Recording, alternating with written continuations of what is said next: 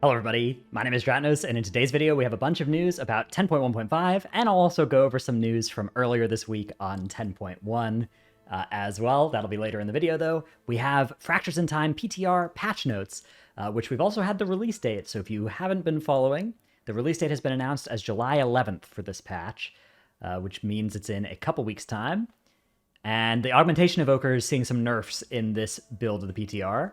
Mastery is going to only affect one ally, down from 2. Prescience's duration has been nerfed to 18 from 20 seconds. Black Attunement's bonus has been nerfed by 20%. Aspect's favor on Black Attunement has also been nerfed. Ebon Might increases all the Evoker's damage by 10% instead of Eruption's damage by 20%. This is when you have Ebon Might on yourself. And then you also are giving Ebon Might, which is going to give buffs to other people. Born in Flame has also been redesigned. Casting Ebon Might grants burnout immediately and every 3 seconds for 6 seconds, reducing the cast time of Living Flame by 100%. Used to be that Ebon Might gave you free instant Living Flames for its whole duration, but now it's just going to give you burnouts so it's going to give you 3, and you'll need to use them, I guess, or lose them, potentially in that range. So a lot of people ask me how these augmentation nerfs are going to affect it. My guess is that Mastery is still going to be your best stat if you're an Augmentation Evoker, and my guess is that Augmentation is still probably going to be pretty good, and if it's not, they'll probably buff it. And I'm not surprised to see some of these nerfs coming in from some of the theory crafting I was seeing already was showing that like Augmentation was going to be insane, and that was before it's really been fully optimized, so I suspect it'll still be quite good. I don't think that the spec is dead on arrival due to this, and again, if it does launch and it's dead on arrival, I suspect they'll buff it, so if you wanted to play Augmentation and you thought it looks cool, I wouldn't panic. And the good news now is that Mastery looks like it's going to be a little less insane relative to your other stats, and you'll be able to... I think you're still looking for mostly Mastery-heavy pieces, but I'm not sure. Preservation Evoker has 2% increase to all healing abilities. Rewind is now being nerfed, though, to just 40% of damage taken in the last 5 seconds, was 50. And Exhilarating Burst is being doubled in effectiveness as well. Mage. Developers' notes. After several rounds of updates to the Fire and Frost talent trees, each tree has seen a significant boost in power, which in turn has put their overall throughput quite a bit higher than their live counterparts. While some gain in power is to be expected due to these changes, their current tuning has them quite a bit higher than we intend. Due to this, in the latest build, we are reducing the damage of many of their spells to get us a better baseline to work from for the 2 specs, which in turn should make it easier for us to continue to iterate on tuning based on internal and external testing as Fractures in Time PTR continues to develop. The intent with these tuning changes is not to disrupt the current flow, playstyles, or talent builds that have arisen with the updates, but rather keep the relative balance and breakdown of abilities similar as they are now, but with just a bit less output. Thank you for the overwhelming amount of feedback and testing during the Fractures in Time PTR cycles, as it has been instrumental to the development of the Mage updates. And then womp. Bunch of nerfs to Fire and Frost here. Looks like 12% is the number they chose for most abilities on Frost, and 10 or 12% for most of the ones on Fire. A few buffs. Living Bomb getting a little buff here as well. Glacial Assault's chance has been increased. Cryopathy's duration has been increased. So, you know, a couple of things, a couple of pieces of good news, but mostly nerfs to Mage. If you're a Mage, I still think that this spec is going to be, or these 2 specs are going to be as good or better than their live versions when they come out. This kind of reminds me of like the Ret nerfs that came in towards the end of the Ret PTR cycle. That spec still launched very good, but, you know, if those hadn't come in, it would have launched in a completely busted state, and I suspect Fire and Frost are sort of similar. But hopefully they're still willing to either nerf or buff as needed when it actually comes out. Monk. Generous Pour's tooltip has been updated to more accurately describe its functionality. No functionality has been changed. Yulon's Grace now stacks up to 10%, was 20. Brewmaster. Blackout combo has been adjusted to reflect current functionality. The following changes have been made to press the advantage. This is the new option that you can take this or Weapons of Order, and it basically replaces your Tiger Palm in the sort of Demon Bladesy way with your auto attacks. Do some of the Tiger Palm stuff instead. The duration's been increased to 20 seconds. The on-hit damage has been increased. It only triggers from your main hand attacks. It triggers on attempted melee attacks, not just successes. That's really nice. Facepalm and Counter-Strike apply to all targets hit by a bonus Keg Smash, which one of the ways Press the Advantage works is that it gives you some bonus Keg Smashes after enough hits. and it's no longer buffing the on-hit nature damage by Counter-Strike or Blackout combo. And then Chi Surge effectiveness has been reduced when triggered by Press the Advantage. Chi Surge is the node below Weapons of Order that now will also have functionality with Press the Advantage. So I still think this is going to be a sweet talent, but the fact that it's against Weapons of Order, I think my guess is that it won't be something you'll take in Raid, but it might be something you'll take in M+. I'm not sure. Mistweaver nerfed to Awakened Feline. This change is part of the global damage to healing adjustments we posted about last week. So they buffed the damage of all the healer specs, and now they are nerfing some of the things that convert damage to healing, and this is just one of those that I guess didn't happen last week. Holy Paladin, a new talent called Merciful Auras. Your auras restore health to 3 injured allies within 20 yards every 2 seconds. While AM is active, it heals all allies within 40 yards, and healing is increased by 100%. Whew. Depending on the amount of health that is, that could be really nice. Awestruck increases the crit healing of Holy Shock, Holy Light, and Flash of Light by 20%, was 15, so buff there. So the Crusader healing increased. Daybreak now buffed again as well on how much Glimmer heals. Holy Shock costs less mana. Flashlight's healing is increased. Holy Light's healing is increased. Blessing of Seasons now shares a choice node with Merciful Auras. Interesting. Okay, so you can't play Summer if you play Merciful Auras. That's a pretty big cost. Tears Deliverance base duration has been increased to 20 seconds from 10. Duration of Tears Deliverance healing effect is increased to 12. Boundless Salvation can increase it by up to 40, was up to 50. Developer's note, Tears Deliverance's base duration did not feel competitive with other singular talent points within the final section of the tree. We're increasing its duration and reducing the effectiveness of Boundless Salvation accordingly, with the goal of each talent point spent standing on its own merits while leaving a similar overall power level. I'm not a Holy Paladin, but that sounds like smart words to me. Holy Prism now radiates healing or damage to targets within 30 yards with 15. Nice. Hammer of Wrath now costs 1% base mana. Glimmer healing has been increased. Oh, interesting. So they're actually nerfing how much Glimmer is healing, right? Because it was at 450, now it's 400. And the starter build has been updated. Okay, so it looks like... I think they did some nerfs to Holy Paladin last build, so it looks like they're mostly bringing it back up a little bit here. And I think this is a cool new build for... a new talent as well, although the fact that you have to choose between this and Blessing of Seasons is a lot of damage. All right, Prop Pally, tooltip adjustment. Disc Priest, Luminous Barrier is a new talent. Create a shield on all allies within 40 yards, absorbing damage on each of them for 10 seconds. Absorption increased by 100% when not in a raid. Luminous Barrier is a choice node against Power Word Barrier. Nice. I think that's a really good button that you can press on fights where you can't stack for barrier to make Disc a little bit less horrific in those cases. Although I suspect it'll still be tuned to be less exciting than barrier on most like mythic encounters. But also, the fact that its absorption is increased by 100% when not in a raid. I love it when they do things like this for raid cooldowns. It makes them a lot more exciting for M+ use. Outlaw's Ghostly Strike effect has been changed to correctly match its tooltip description, only increasing the damage of rogue abilities instead of also buffing your, primordial stones and stuff. All ability damage increased by 9%.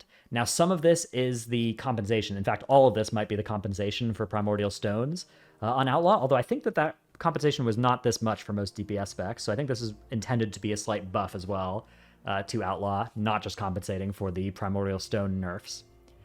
Maelstrom weapons trigger rate has been increased to 20 from 16. Grimoire of Sacrifice no longer has a duration and should no longer be removed when logging out, entering instances, or in between rounds of solo shuffle. That's nice. Here's a big one. Cross-realm trading. Players will now be able to trade items and gold directly to characters on other realms in their region. Previously, this was limited to things like conjured items or eligible raid and dungeon loot, but all those cross-realm restrictions will now be lifted.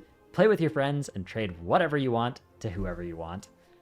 That's great. That's a really nice change. Logistically, that's really big for a lot of guilds doing any kind of organizing stuff, right? If you're trying to do sales, if you're trying to buy BOEs cross-realm, if you're trying to buy a boost, a leveling boost, or any kind of boost cross-realm. If you're trying to, I guess doing crafting, you still need to be on server for the work order system, so that doesn't help. But even if you're, doing a dungeon or doing a raid, and somebody drops a trinket that you want, and you're like, hey, I'll give you 50k for that, but they're cross-realm, now you can do that. So overall, I think just a great change. The restriction didn't need to exist. Most realm-based restrictions don't need to exist, and I'll celebrate whenever they remove any of them.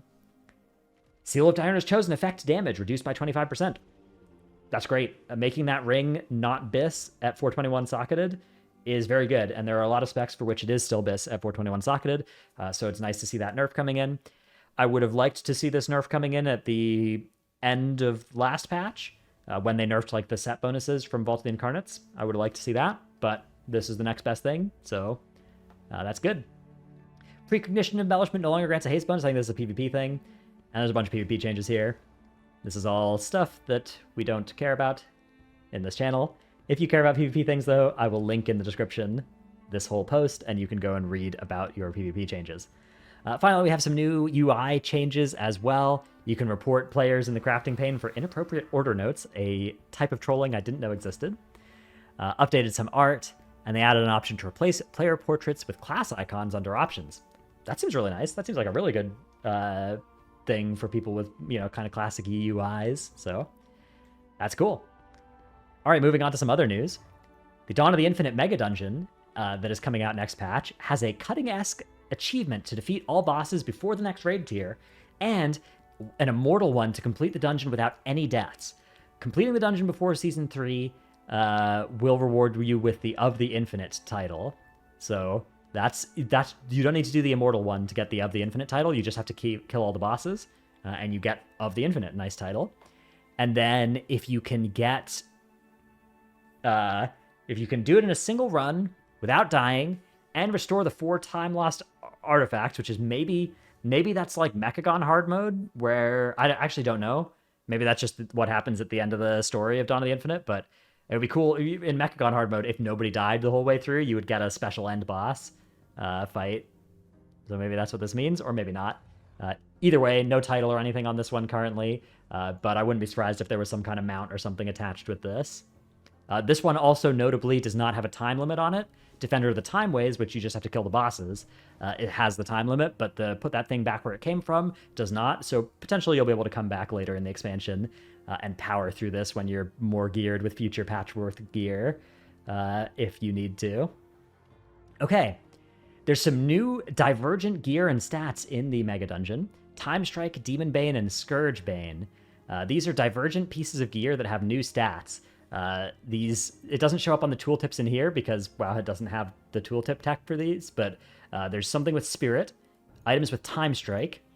There's it looks like a staff that lets you do extra damage or that does a bunch of damage and gives you extra cooldown reduction if you're hitting low health targets. There is a mace that passively exerts authority over the domain of the Titans, granting movement speed and giving you an ability to deal, or a chance to deal holy damage on hit, but only in Titan zones: Uldaman, Ulduar, Uldum, Uldir, Uldorus, and Uldaz, which I don't know where those are. Maybe those are in Dawn of the Infinite, or maybe those are just future places, which it would be so cool if those are just zones that come out in 2 years' time or something, or 5 years' time. And then these have Time Strike, Demon Bane, Scourge Bane, Time Strike, right? You can see it on this, an actual in-game screenshot. Gorehowl, Might of the War Chief, has Demon Bane on it, which extremely iconic stat to put on this, given that, you know, Gorehowl was used to kill Manoroth or whatever, a big old demon feller, and what now is Orgrimmar, I think. So very, very cool. Here's what we know about the stats so far, thanks to help from Dorvan. They're not actually stats, but keyword for hidden cantrip effects, which is detailed below. The Time Strike stat has a 10% proc chance to do something. Okay? Who knows? Demon Bane only appears on Gorehowl and has 2 effects. Warchief's Rend triggers Warchief Rend while equipped, applying a bleed damage over time effect to demons only. And Gorehowl, Might of the Warchief, a hidden passive of some kind, triggers on pickup. Who knows? My guess is that maybe this only triggers this thing to happen, so maybe it just does bleed dots to demons, which, that's cool. Scourge Bane triggers Lion's Light while equipped, dealing holy damage to undead enemies on 3 procs per minute, it looks like. And Spirit gives you mana on the imbued Frostweave slippers, which is what Spirit used to do back in the day. Lovely. I love this. This is so cool for these items, so extremely cool. Only 1 item with Demon Bane, only 1 item with Scourge Bane, only 1 item with Spirit, and then a few items with Time Strike. The Time Strike is on weapons as well, it looks like. And it looks like it's maybe a damage proc or something. So, sweet. It's super sweet. I love this. Obviously, I hope none of these are turbo bis for next tier. That's my main problem. Anytime I see a really cool item is like, I hope I'm not wearing this thing in 7 months' time. But I think these are super duper cool. And maybe if I'm wearing M+ versions of them next patch, that's fine. I just don't want to wear last patch versions of these things into next patch. Okay, Evoker Legendary has also been clarified such that you get a chance of getting the Evoker Legendary based on, like, it doesn't help you to do multiple difficulties. It only helps you to do the highest possible difficulty you can each week. It doesn't hurt you to do multiple difficulties anyways, but your chances of seeing the Legendary are the same, either doing just Heroic, doing Normal then Heroic, or doing LFR then Normal then Heroic. So do the highest level Sarkareth you can each week, but you don't need to do normal Sarkareths. If you're an Evoker, you don't need to do LFR Sarkareths if you are capable of doing that Heroic one. Great news for Evokers worldwide. And finally, a quick note on the Hall of Fame. The Hall of Fame has now closed. Mythic Sarkareth has been killed 200 times, which means we are waiting till the end of the reset. You can still get the Fame Slayer title, but you won't get on the leaderboard, the top 200 guilds leaderboard page. And once this reset is over, Cross-Realm Mythic should open up, and we should be able to do Sarkareth, or I guess not Sarkareth, but do Mythic Aberrus runs cross-server, so potentially the Pug scene for the first 3 bosses or something might open up a little bit. And some of this may have been due to some big nerfs to Sarkareth. Sarkareth saw some Phase 1 nerfs, and also Oblivion damage got nerfed by, it was supposed to be 10%. They did a little oopsie, which apparently is because this 2.7 got rounded down to a 2, and so Oblivion actually got nerfed by 33%, and it's doing a lot less damage and a lot less danger as a result in Phase 3 of the fight. And so that boss is a lot less healing intensive than it used to be. And they've said they're not going to revert this change.